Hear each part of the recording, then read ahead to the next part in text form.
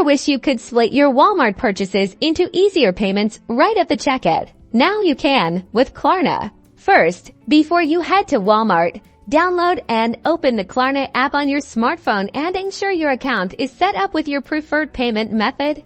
Once you're in Walmart and ready to shop, pick out all your desired items, just like a regular shopping trip. When you reach the register, have the associate scan all your items and tell them you'll be paying with a one-time card. Now open the Klarna app and tap the Pay in Store option. Then select Walmart from the list of available retailers. Klarna will then generate a one-time virtual card with a specific amount. Note down the card number, expiration date, and CVV, or simply copy them.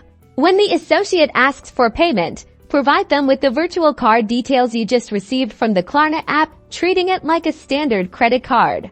Once the payment is processed, you'll receive confirmation from Klarna that your purchase has been approved and your payment plan is set.